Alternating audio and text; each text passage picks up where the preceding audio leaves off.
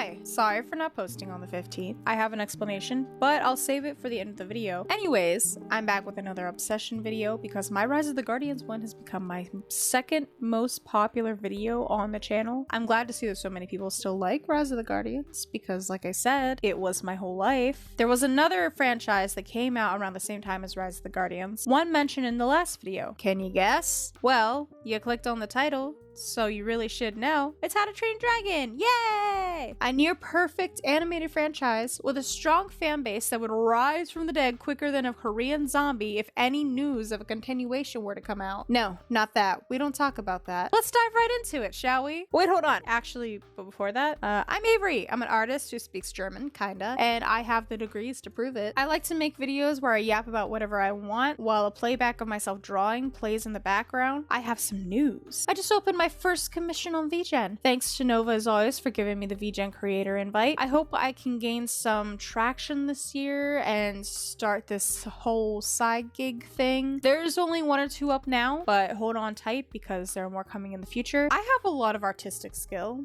you know? Anyways, all of my socials are in the description below, but I'd recommend following my Twitch, Twitter, and Tumblr because I post the most updates on there, and we'll get back to streaming after my birthday on the 24th. And obviously, subscribe to my channel for more fun videos, and I'll try to keep a consistent schedule. Back to the video. Oh, I'm about to get nerdy with this one. If you go back a handful of videos on my channel, you'll see that I've made 2 Villain Saga videos so far. So if you've been following me for a while, then you'll know that I have a Viking phase. They fascinate me. I don't know why. I'm such a nerd for this era of history, and no, it didn't start because of my want for Canute to lock me in his bedroom. It actually started with all this. Some history. When I was a wee little Avery at only 8 years old, my grandma took me to see this movie in theaters, and I don't remember shit about the advertising, but I do remember the movie itself in the theater, and I remember the McDonald's toys, and how the movie was advertised more toward little boys than little girls, so that gave kids at school more reason to pick on me, but I didn't fucking care. I had a toothless toy. I love the movie so much. Then my memory blanks a little bit, and suddenly it's something I'm nerdy about, but not obsessed with. Yes, I did ship Hiccup and Jack Frost. How did you know? I guess I was so obsessed with the movie and Hiccup in general that Mama Avery thought I had a crush on Hiccup, but she also thought that about Danny Phantom too, and that wasn't the case then either. So anyways, my cousin and I were as nerdy about this movie as most kids were about Pokemon. You can bet your asses that if there were a dragon trading card game based off this movie, that we would have been playing it all day long. I didn't start watching the TV series that aired on Cartoon Network until the second movie was announced, but then when I started watching, I couldn't stop. Okay, I'm getting ahead of myself here. Let me take a breath and walk you normies through the franchise. The first movie in the franchise came out in March of 2010. Weird. I remember it being in the summer. Anyways, it follows Hiccup Horrendous Haddock III, a scrawny-ass Viking teenager from the Isle of Berk, where it snows for 9 months out of the year and hails the other 3. In this specific society of Viking-age Scandinavia, nobody's worrying about Canute conquering Norway. No. They're worried about dragons. See, every night, the dragons raid the Arctic island and fly off with their livestock, which naturally leaves the Berkians without meat and milk until the next breeding season. So, of course, this pisses the Vikings off. This makes the dragons and the Vikings natural enemies. The quickest way to being a respected Norseman in this child-friendly Viking society isn't raping, pillaging, and, well, speaking. It's by killing a dragon. Hiccup, being the scrawny, useless little shit that he is, seeks popularity, but doesn't want to kill any dragon. He has his eye on the most dangerous breed, the Night Fury. Hiccup's an inventor, having worked as an apprentice in his godfather's weaponsmithing hut since he was a widow Hiccup. Nobody likes his inventions, naturally, but Hiccup uses one of them to actually bring down the Night Fury. He goes out alone the next day to find and kill the beast, but finds that he can't, because in his words to Astrid near the end of the movie, he looked as scared as I was.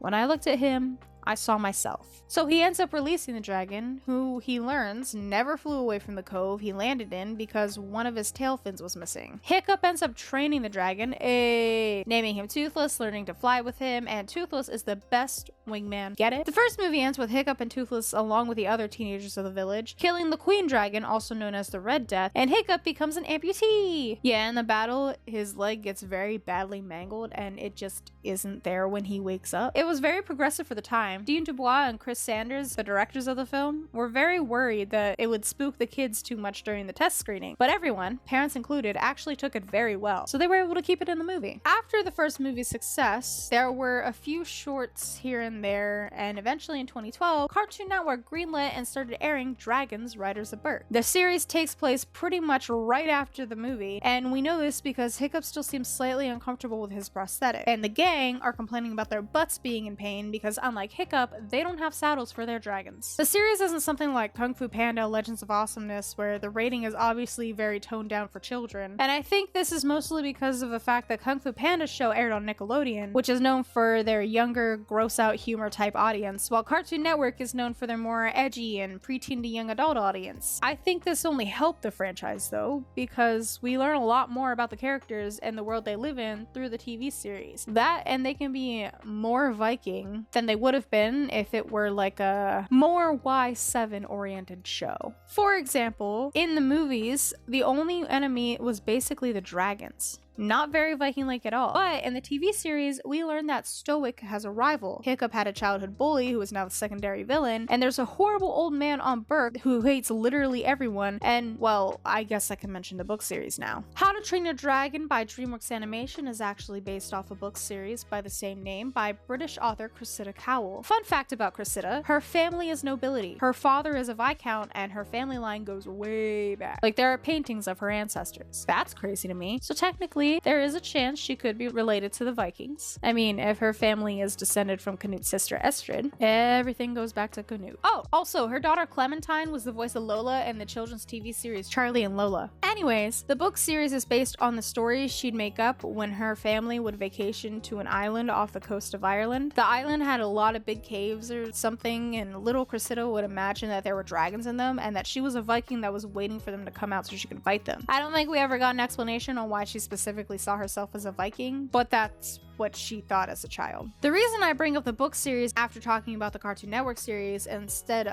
before the first movie is because there's a lot of characters from the books that don't appear in the franchise until the Cartoon Network series. For example, in the first movie, we have Hiccup, Toothless, Fishlegs, Stoic, Spitelout, Snotlout, Gobber, Toughnut, Hookfang, and the Red Death, which was actually called the Green Death in the books. That's a lot of characters, but not nearly all of them. In the book series, there's a girl from another all-female tribe named Kamikaze. Why she chose a Japanese name for a Scandinavian character, who fucking knows? But she later became the inspiration for Astrid in the DreamWorks franchise. Snotlout and Spitelout also play a much less important role, especially Spitelout, and it's unclear whether it's canon in the DreamWorks version. But in the books, Spitelout and Stoic are actually brothers, which makes Snotlout and Hiccup cousins, and that's actually a big rivalry in the books. Snotlout is constantly mocking Hiccup, saying that because he's so weak and useless that Stoic will have to pass over him and give Snotlout the position of chief once he retires or dies. Fishlegs and Hiccup are actually best friends in the books, which does eventually become true in the franchise as well, but it comes a lot later. Fishlegs is also not originally part of the Hooligan tribe. Instead, he was part of the Berserkers and was only adopted into the Hooligans because tradition says that if a runt is sent out into sea and survives, then the gods obviously want him to live or something like that. So the Hooligan tribe adopted him. The fact that book series Fishlegs was a Berserker was alluded to in the Netflix series, but not flat out stated, and it's actually stated that Fishlegs' parents are hooligans. So, you know, they kind of retconned that. Toughnut was in the books too, although I don't remember much about him because he didn't have a lot of attention in the story. Roughnut was added into the movies, probably because they needed another girl character. I gotta say, it's very disappointing that a book series made by a woman has so little female characters in it. Alvin the Treacherous was a book series villain that was brought into the franchise, as well as the Berserker tribe, but not Dagger because he wasn't in the books, unfortunately. That would have been so much fun. I'm sure I'm missing a lot of things. Oh, and Toothless wasn't originally a dragon that Hiccup could ride. Toothless was this annoying ass little shit that nobody fucking liked. So Dean and Chris made a good decision when they decided to make him a cute cat-like creature instead of this annoying fucking thing that was always talking back. Oh my god. I don't know if you can tell, but I wasn't a very big fan of the book series. I read up to book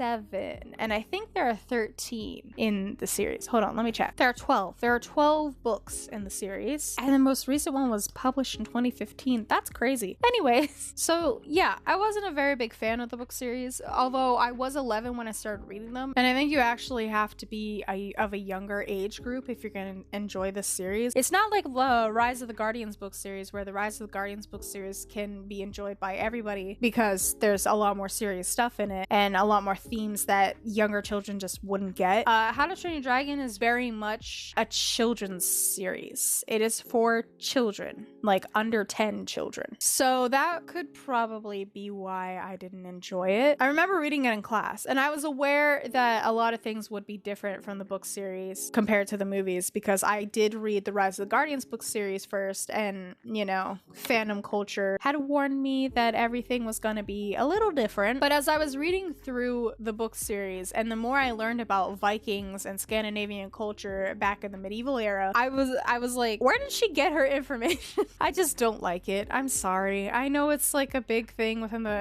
the fandom that everybody likes the book series. I can't stand it. Anyways, my experience with the second movie was very much not like the first, as in I remember everything about the second movie. I remember seeing it in theaters with my grandma again, because I told her I really want to see this movie and I saw the first one with you. I would really like to see the second one with you. I tried that same thing with the third movie, but we'll get to that one in a bit because that one's a bit depressing.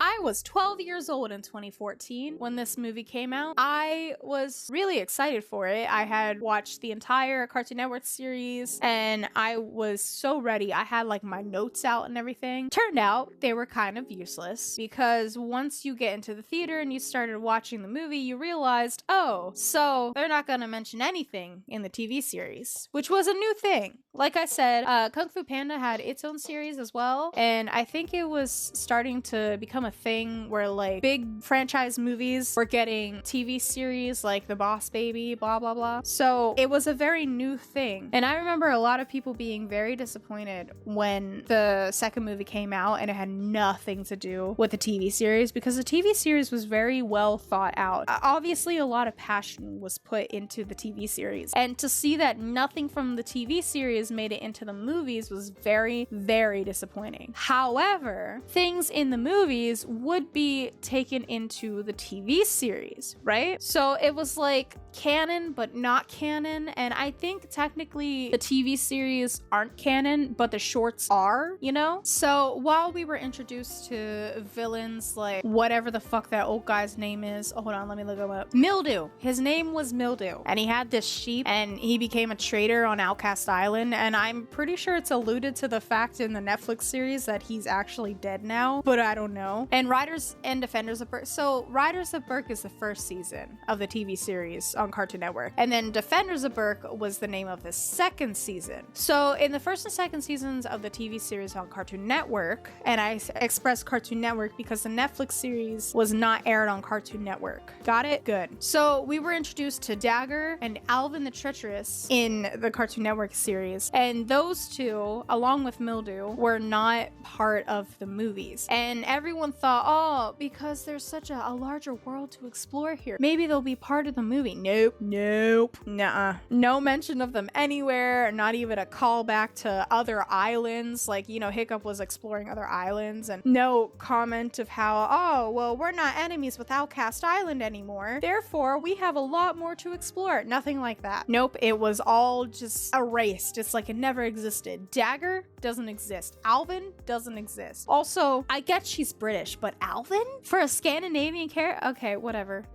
You can tell the people in the TV series and the movies put a lot more thought into the fact that these are Scandinavians than Cressida Cowell did. Just a thought. So within the second movie, basically the plot is Hiccup doesn't want to be chief yet, but Stoic wants to retire, and he sees his son as ready to take over. Hiccup is freshly 20 years old, by the way. In the first movie, they were 14 to 15 years old, the teenagers were.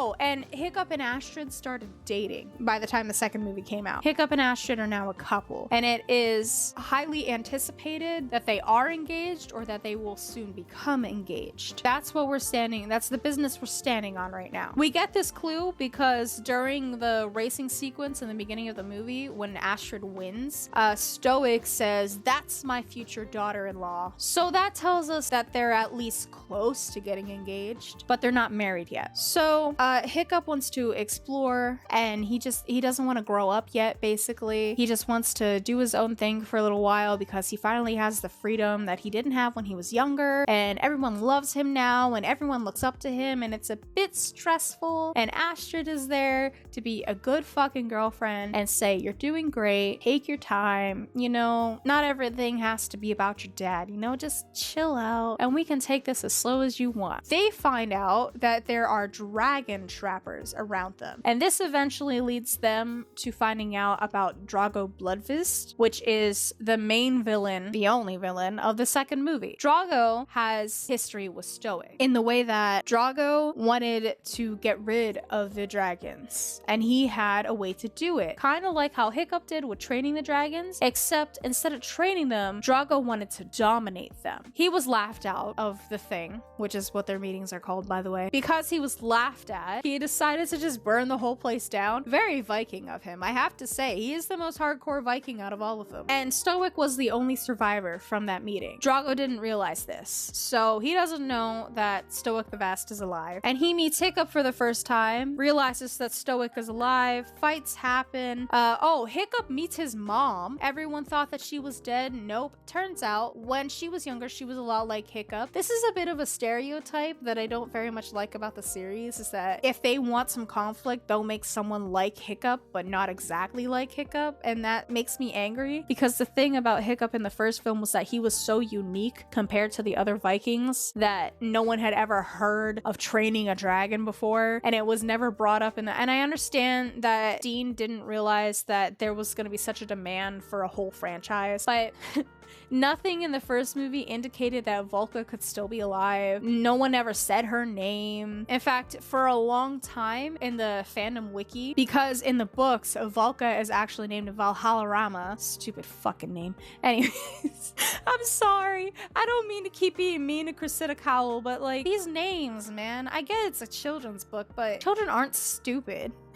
Like, you don't have to make these silly, goofy whatever. Anyways, so for a long time on the fandom wiki, Valka's name was actually Valhallarama, because that's the name of Hiccup's mother in the book series. And Hiccup's mother in the book series, by the way, is very much alive and part of Hiccup's life until he's, I think, late teens, early adulthood, because she dies in battle just like she wanted to, because she was a shield maiden, like Astrid. But in the movies, Valka is very much like Hiccup used to be, even though they don't mention this in the first movie. That's besides the point. She doesn't see the dragons as a threat, and she keeps trying to tell people that, hey, if we find out why they're stealing from us and we can help them out, then they probably won't steal from us anymore, and it'll be safer for both of us. And no one listens to her. And one night, she sees that a dragon, her dragon, had broken into her house, and she had left Hiccup there all alone. Bad parenting. And she runs into the house, goes to defend a baby Hiccup, and sees that the dragon is just curious about baby Hiccup. Like, the dragon is just like gently petting Hiccup and playing with him, and he seems curious about the dragon. But then she does something that scares the dragon, and it turns toward her. Well, Stoic sees this, and he comes in. I was gonna say guns blazing, but this ain't America, this is Scandinavia. He comes in, and it scares the dragon so much that it just grabs Valka and goes off with her to wherever it went. And from then on, for 20 fucking years, Valka just lived amongst these dragons with basically very little human contact. We see later in the Netflix series that that's technically not true. Anyways, Hiccup and Valka end up meeting up, and it's this cute little scene, and Hiccup is valid in his upsettedness and his anger of Valka being alive and her just never fucking coming around, and he's like, do you know how easy my life would have been if you were there? which is a valid point, you know. But yeah, she shows him all the stuff and all the things, and they have a cute little bonding moment. Stoic finds them, drops the most romantic line ever in the history of ever, and they have a cute little moment with, again, the most adorable song, a most adorable romantic song, and it's all happy, but of course it has to get ruined by some motherfucker. Some motherfucker with dreadlocks in Scandinavia and in the thousands. Stupid fucking. Anyways, I don't know why they gave everyone dreadlocks. Why did they do that? Now that I'm thinking about, I don't want to go off on a tangent, but why did they give everyone dreadlocks? Like, it's like Tuvna has dreadlocks, like Drago has dreadlocks. I'm sure other characters that I'm not thinking of have dreadlocks. Why? I'm pretty sure the Vikings did not invent dreadlocks. Pretty sure that was not the case, but you know, whatever. We can think about the racial implications of that later. Anyways, Drago comes in, fights happen, terrible things happen, Stoic dies. Fun fact, this is not a fun fact. And I shouldn't be laughing, but I am. When my dad died, my dad was obsessed with Vikings. I get it from him, honestly. And my dad really liked Stoic, and he died in 2019. And after he died, I actually told my mom to use the eulogy that they used in How to Train Your Dragon for Stoic. I told my mom to use that for my dad, and she did. And everyone thought it was really cute and really sad.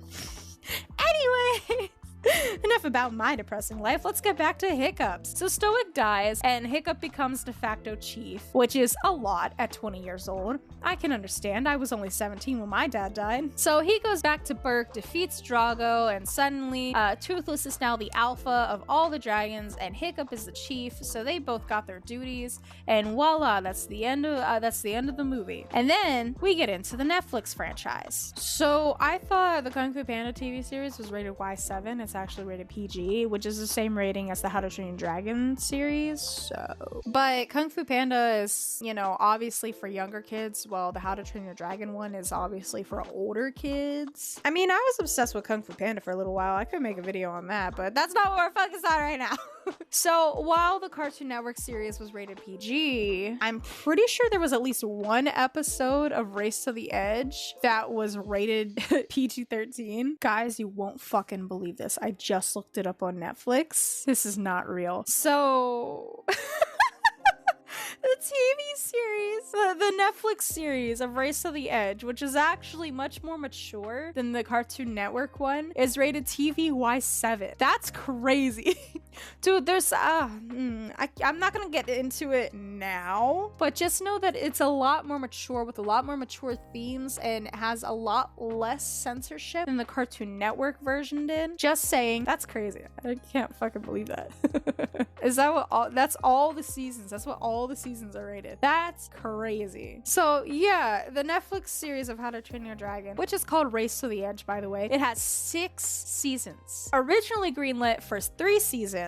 It was then given an extra 4th season, and then after the 4th season was as popular, if not more popular, than the first 3 seasons, they decided, let's go with 2 more. I remember it. I was there for that. I would wake up very early in the morning. I didn't have internet at my house at the time.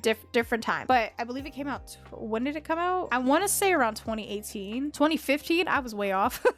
Oh, with subsequent seasons releasing through 2018. That makes sense. Yeah, the seasons were released every 6 months, if I remember correctly. And it was a wild time, right? It was a wild time. I believe the series takes place within like a 2-year span. I remember it being released in the summer of 2015, and I begged my mom to stay at my grandmother's house because my grandmother had internet and I just had to watch it. And I actually watched the first season with my childhood friend, and it was the best. It was so fun. I loved it. I don't know, she loved it. She never told me she hated it, but I was so excited for it. I loved it so much, and it was so good. Such a slow tease of Hickstrin moments, you know? Very slow burn type stuff. It was good stuff. You can tell that they read fan fictions as well, because some of the plots of the episodes were straight out of fan fictions that I had personally read, and I was like, that's crazy that they know that exists. By the way, Jay Baruchel girl was very into the fandom at the time. And John Telligan has a very close relationship with a lot of big people in the fandom. Yeah, so there was a lot that went into it, a lot of love that went into the series. And basically, I don't really want to go through the plot of the Netflix series, just know that it was more mature and it tied together the first and second movie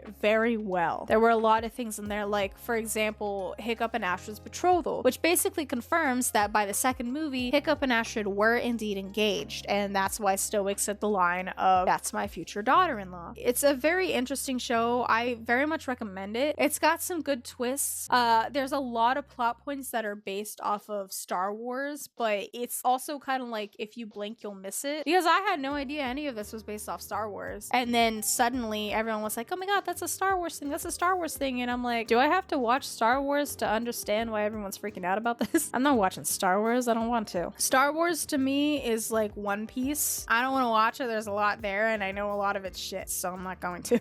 However, I do have to say that a lot of Star Wars references are in it, but also Alvin the Treacherous is voiced by Mark Hamill, who was Luke Skywalker in the OG Star Wars trilogy. So I think that's basically all I have for the franchise. I don't know what else I should say. If I think of something, I'll add some shit, but thanks for coming along this ride with me. I hope you liked my rant. Most of this was unscripted because I didn't feel like scripting it. It was taking too long and it would have been a lot longer had I scripted everything. So I'm gonna make more videos talking about the characters and my favorite plot points and my least favorite plot points. And yeah, there's a lot about this franchise that I love and that I would love to talk about with you guys. So if you would like to hear more, leave a like on this video, subscribe for more content, future content about How to Train Your Dragon. Go over, follow me on Twitch so that you can witness me having a crash out in real time. Follow my Twitter because I'm very, very, very active on there. If you want to see me have crash outs in text, go on over there.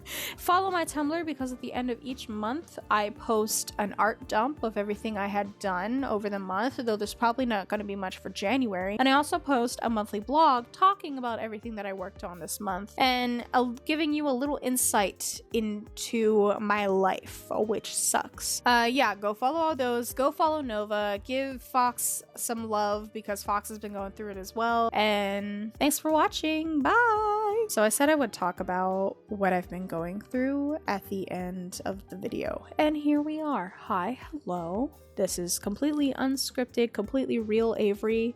I don't try to make myself have as much energy as for the rest of the video that I do because this is just me talking. How do I say this? I've been having a really hard time. I've been severely depressed and I don't know how to describe it.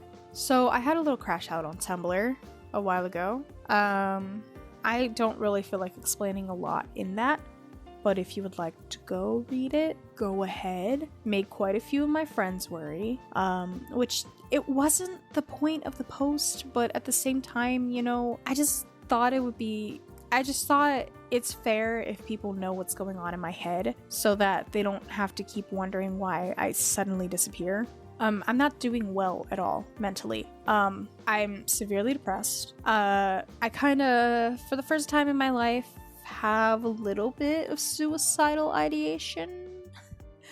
So I need to talk to my doctor about it, and by the time this video comes out, I will have talked to my doctor about it, and I am trying desperately to get someone of some type of medical standing to try to understand what exactly I'm talking about, because the thing is, when I say that I am severely depressed, I mean like I am generally happy for most of the month, and it does have to do with my cycle, my period cycle, my menstrual cycle. So around a week before I get my period, I become so severely depressed that it just takes over my whole life. It takes over my brain.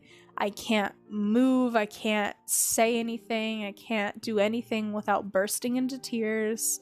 And it's slowly, I noticed for the past like 2 years, it's slowly been getting worse and worse to the point where it scares me. It actually scares me because the more I let it go on without letting anyone know about it, the worse it gets. And for the past 2 years, it's been slowly getting worse and worse to the point where I had to take one of my mom's pills, one of my mom's like knockout pills, in order to stop myself from doing something that I would regret. Because I had never before in my life, I never had thoughts before, so it was very scary that suddenly I had those, because I don't want to die. I don't. And I don't want to hurt myself either. But during that week, it's so bad to the point where I can't stop myself from doing it. So I had to take one of my mom's pills in order to stop myself. And I gotta say, it was pretty great. I mean, I was pretty out of it. I was staring at the wall, drooling, but it was better than hurting myself, you know? And I don't want this to scare anyone, and I don't want this to trigger anyone, but I feel like it's only fair that I let people know what's going on in my mind. And I have not told my mom this because I don't want her to worry. So please don't tell my mom if you know me personally. Just let it go. Don't tell her anything. I'm handling it. It's fine, I swear. But that's what's been going on. Thanks for listening. If you are listening to this part, you know, usually the ending of my videos are not this glum, are not this serious. But again, I just thought I should let people know what my feelings are. Go follow my socials. I will be streaming sometime in February.